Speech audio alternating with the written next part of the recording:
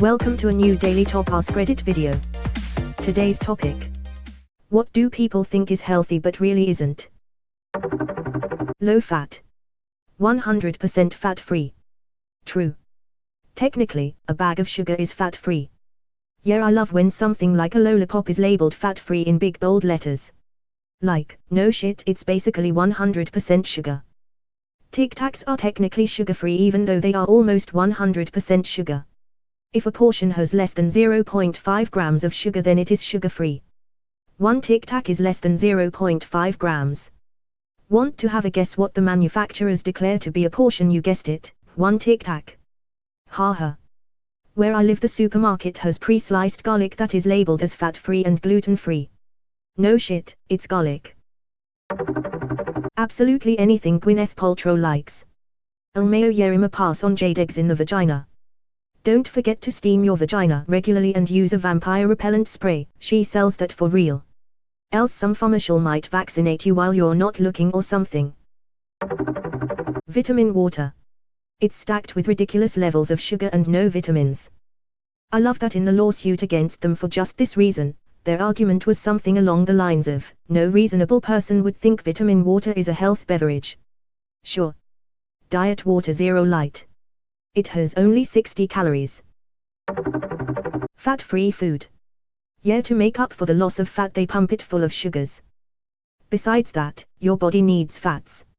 Fats aren't some evil, bad, chunky boys, our body relies on them.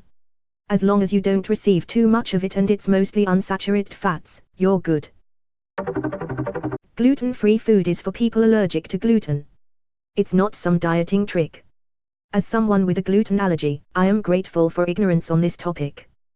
Gluten-free foods used to be hard to find, but thanks to its popularity, now most major grocery stores I go to have entire sections for gluten-free products. Yeah, but now you also get groups incorrectly labeling in order to cash in. Remember a while back when Papa John had gluten-free pizza crusts? That they prepped on the same counters as the other dough, along with wheat flour to keep it from sticking. Lot of celiacs got sick from it because the dough itself might have been gluten-free, but the end product was not. Shielding their children from every conceivable horror in the real world until they're 18 and Ave as fuck. Straight up let your kids get scraped knees and watch an R-rated movie every once and a while. This was my wife.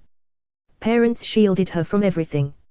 Needless to say, she went a lot, crazy when she got to college. Go on. Granola bars.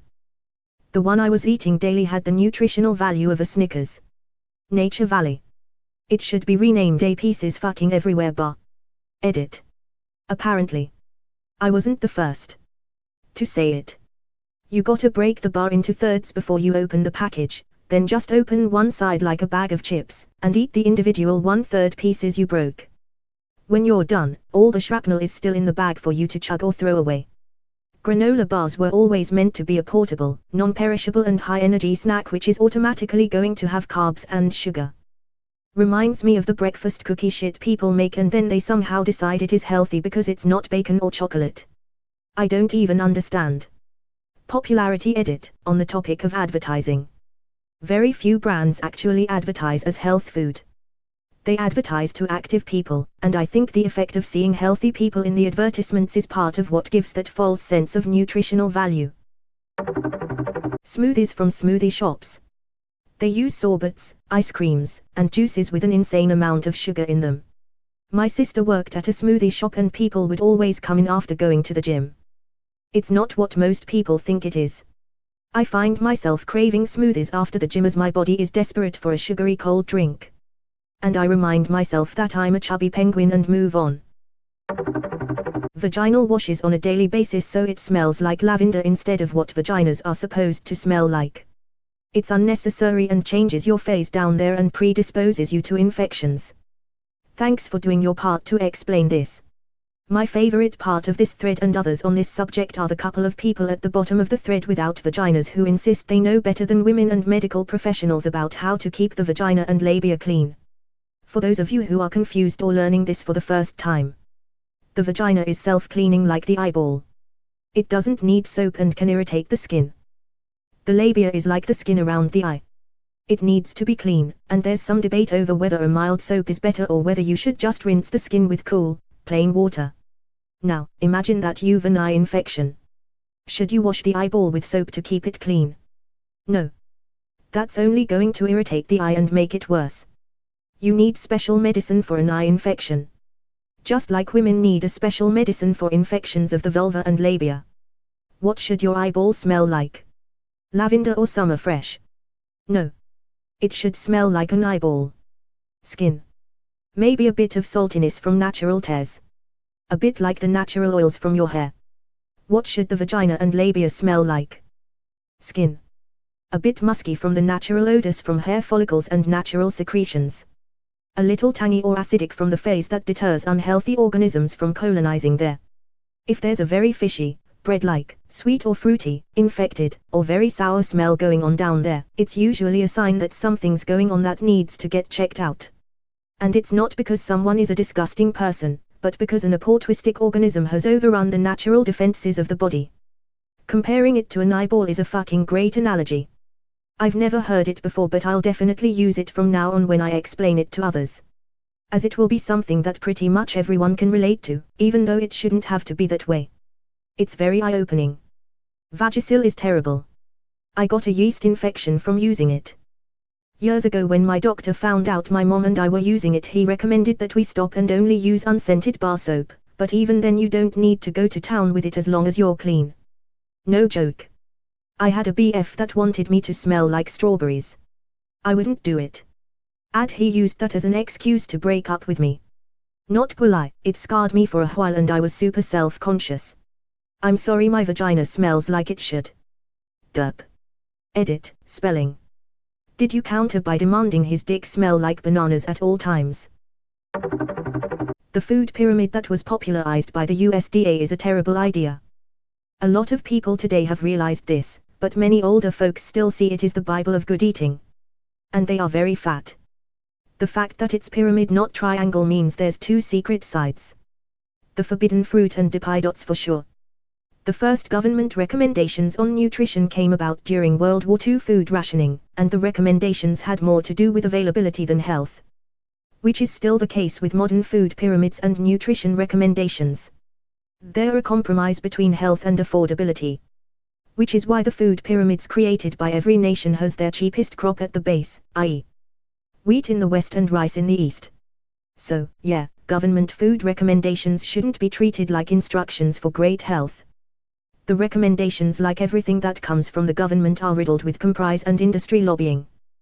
The recommendations are also designed so that 95% of us are intelligent enough to follow the instructions, but one-size-fits-all approaches usually aren't great for any one single person. Most everyone should read a book or two on nutrition and find a diet that works best for them. Canada actually changed theirs last year to reflect a more balanced idea of eating. It's a plate, rather than a pyramid. The dairy lobby was pretty livid when it came out, and some politicians made absurd comments to appease them. The stupid cleanses your body naturally, gets rid of toxins and stuff. You just need to drink water. If you need to clean anything, it's your liver. Give it 6 weeks without alcohol or drugs, it'll thank you for it. That's hard. Can I just have a yucky tea once? Getting into a relationship to save /help /fix /mend someone. A lesson that people hopefully learn young. TV and movies show some messed up relationships that seem normal when you are inexperienced at dating. I see the Buffy and Angel relationship very differently as an adult compared to as a teen. Edit, the age/exp gap is a big one, but he also turned evil after they had sex, and then stalked and psychologically tortured her. Try telling someone young and in love that the person is bad news. They won't listen, but after the breakup, they would hopefully learn how to spot an asshole or cheater. Could you give me ATL, doctor? I haven't watched the show and I am not planning on starting. Those stupid juicing detox programs, your body's liver and kidneys naturally detox your body so long as you drink plenty of water. This whole notion that you are detoxing your body with juice is asinine. There's something about sitting on the toilet for the whole weekend that's really appealing to some people, though. Hell, have a hard night of whiskey and stouts and you'll clean everything out on the toilet the next day. Whiskey shits are the best cleanse. Dedicating your entire life to your work without an outlet separate of it. Same goes with overbearing relationships, you will begin to resent whatever you enjoy if it's the sole reason for your existence. Saw something like that second one the other day. A kid, literally 16 to 17, who was saying I'm scared of dying alone, how do I go about getting AGF/wife? My advice was not to worry about AGF or how you'll die in 60 years, but to get happy with himself, get friends and a hobby or two. If they meet someone, fantastic, but if they force a relationship, it'll end up with them entirely dependent on the other person and the other person likely resenting them for putting that much responsibility on them. I do think it's the nature of some people to really value that aspect of life more so than others. Like I personally don't feel like I will be fully fulfilled with life without a partner. I am generally proud of myself and enjoy working on myself most days, but there are days where loneliness takes its toll. There is a specific comfort that can only come from family/a partner IMO, and people like me can end up in a situation where they don't have either. That said, no matter how important relationships are to you in life, it's no excuse to be lazy or not care about other outlets to be fulfilled. It's just as important to find a job you enjoy, work towards goals to make you feel accomplished on your own, and be the best person you can be. Keep your heart open and someone will likely come, maybe not, but that shouldn't be an urgent concern. No matter how much you love the concept of love, love yourself first. 100%. I work in a corporate office setting and it's sad how many of my peers think working 10 to 12-hour days is something to brag about. First off, the company doesn't care about me enough to warrant working that many hours. Second, we're not out here saving lives, so it benefits nobody except the higher ups. I do my 8 hours and bounce the fuck out. You ain't catching me working that many hours just to get a few brownie points here and there. Even then, it's not like they're getting much extra work done.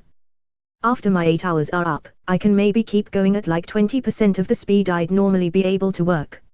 So an extra 2 hours of work might get me a half hour caught up, if that makes sense.